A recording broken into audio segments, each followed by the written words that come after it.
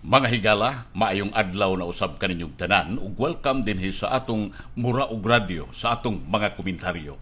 Ang atong hisgutan karon may tungod niini sa issue sa Manila Bay, din ang Manila Bay sa pagkakaron gipanindot nagmaayo ni Presidente Rodrigo Duterte. Pinaagi sa paglimpyo sa tanang mga lugar diha sa maong area ug karong bag-o pagpahimutang og mga puti nga bus aron mas nindot nga tan-awon ang naasoy nga baybayon. Karong bag-o, si Vice President Leni Robredo may question ni ining gihimo karon sa kagamhanan matud pa niya nga insensitive wa kunoy balatian ang kagamhanan paghimo sa ingon pagbutang og mga puti nga mga bus sa Manila Bay nga wa gani kita maka-provide og hinabang pinansyal ngadto sa labing kabus nga mga lumulupyo sa katilingban nga ihang gisugyot. Mintras tanto nga ani pa kita taliwa sa COVID-19 pandemic. Matud pa niya, dili atagan og unang pagtagad ang pagbutang og puti nga bus sa kabaybayunan diha sa may Rojas Boulevard kay naglisod pamanggani ang nasod sa pagkakaron.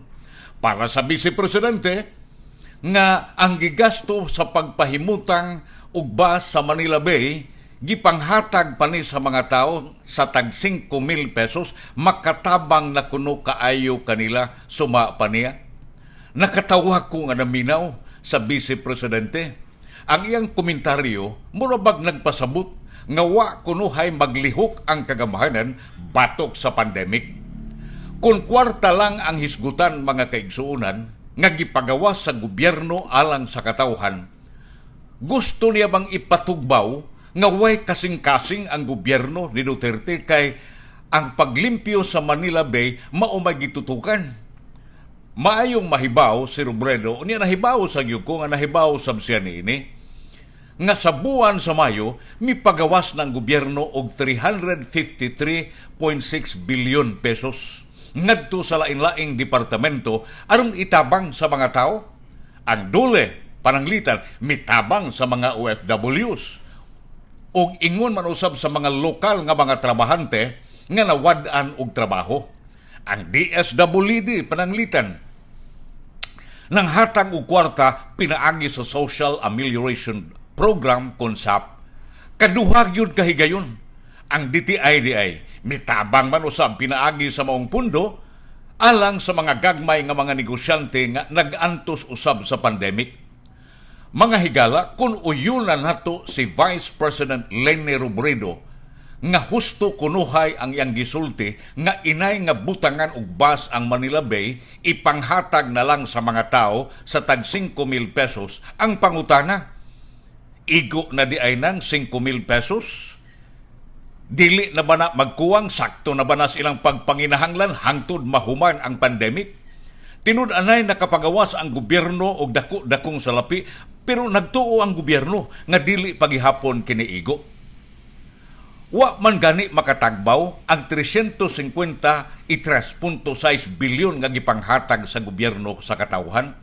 Kini pakahang gisugyot niya nga 5,000 sa matag usa. Ang buot la natong ipasabot mga higala nga napolitika si Robredo. Iya kining gisaway ang proyekto aron maglagot ang katawhan sa administrasyon ni Presidente Duterte kay para kaniya nag-usik-usik lang sa salapi. Kung mahinumduman, binilyon ang kwarta ang napagawa sa gobyerno alang sa Manila Bay Rehabilitation Project. Mukabat sa 47 bilyon pinaagi sa Department of Environment and Natural Resources kung DENR. Apan giklaro sa Malacañang nga posible pagani nga moabot og 132 bilyon ang pag-rehabilitate sa Manila Bay. Ang naasoy nga kagastuhan sa gobyerno dugay nang giplano og gisugdan og adunay mga nindot nga tumong kalabot niini nga dili lang ang pipila ka mga tao ang makapahimuos niini kun dili tanan nga mga katawhan sa Pilipinas. Tanawa ra gud, pila ka administrasyon na ang nanglabay. Lakip na sa administrasyon ni kanhi Presidente Noynoy Aquino ang amo ni Robredo nga wa maninagad sa kahimtang sa Manila Bay. Ang proyekto sa Manila Bay nga nahimo kini tungod kay ang gobyerno ni Duterte seryoso, dunay political will nga mo implementar sa proyekto nga ipatuman. Ug kini nakita sa paglimpyo sa Boracay nga dugukanan ug daghanan nga mga turista. Daghanan sab kaayo nga mga proyekto karon nga wa gyud issue sa corruption. Ubos aning build program ni Presidente Duterte nga ana-ana makita na gani didto sa Luzon ug sa ubang dapit sa nasod. Gani ug kini nakita nga ang paglimpyo sa Boracay gipatugbaw pa ni Presidente Duterte nga daghan ang mga establishmentong gipangsilutan o gikiha dito sa Boracay tungod sa paglapas sa balaod sa environment. Uban sa pag-rehabilitate sa Manila Bay, seryoso nga gipasidan-an ni Duterte nga iyang ipasira ang mga establishmento nga nakatampo sa kahugaw, sa kadagatan ug sa kabaybayunan sa Manila Bay. Matud sa taga DENR, nga sawa pa sugdi ang rehabilitation sa Manila Bay, mukabat og 1.7 billion MPN, over 100 ml ang coliform level niini. Sa laktod, purtig yung hugawa, naunta ang Manila Bay. Pero human sugdi ang paglimpyo niini, karon aduna nalay 53,000 MPN over 100 ml ang coliform level, pagkadako sa diferensya mga kaigsuonan.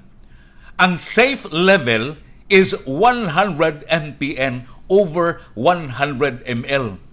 Tuyo karon sa kagamhanan nga kanang kabaybayunan ug kadagatan sa Manila Bay mahimo na unya kana nga kakaliguan. Ang pangutana, kinsa ba ang makabenepisyo sa rehabilitation? Ang tubag tanang tao mapobre man og dato. Mas mulambo pa unya ang mga negosyo sama sa mga hotels, restaurants ug uban pang establishmento diha sa may Rojas Boulevard. Kung kumpleto na nga malimpyo ang makasaysayanon nga Manila Bay. Gawas pa, kung malimpyo gayon ug maayo ang iyang kadagatan, nindot na usab kini nga public beach, bisan gani si Presidente o Vice Presidente Leni Robredo mahimo ra sa unya nga maligo diha. Pero mas daghan ang mga pobreng naghinam-hinam nga maligo sa Manila Bay. Kay maka-afford man sila si Robredo gubang katawhan sa Tagaytay, sa Cavite, sa Boracay, ug ubang naila nga nindot nga mga beaches sa nasod. Si Vice Presidente Robredo, mga kaigsunan, naingon na lang yun in taon o kanabang tao nga kanunay na bitaw naguna-huna og sipyat sa uban na fault finder sa gobyerno ni Duterte. Magsigi na lang og pangita og unsay gituuhan niya nga sayop aron gyud mapatugbaw ang yangan sa publiko kay laki sakop man siya sa Liberal Party nga gitawag sa mga Tagalog og dilawan nga dunay taas nga posisyon sa gobyerno ug hapit na usab ang eleksyon. Para kanako, ngano man di ay kung anaa siya sa oposisyon? Dili ba di ay siya pwede nga butabang sa gobyerno? Nagtuo di ay siya nga iyang role igo lang sa siging panaway? Mga kaigsuonan, klaruhon taguni, ato bang awhag unta ni Vice Presidente Robredo, unahon niya ang pagsilbi sa katawhan, inay nga sayo siyang mamulitika. Mga higala, dinhi sa Murag Radio, kung maghiusa kitag aksyon, makatampo kita sa solusyon. Kini si Amy Bustillo moingon nga daghang salamat sa inyong pagtanaw ug pagpaminaw.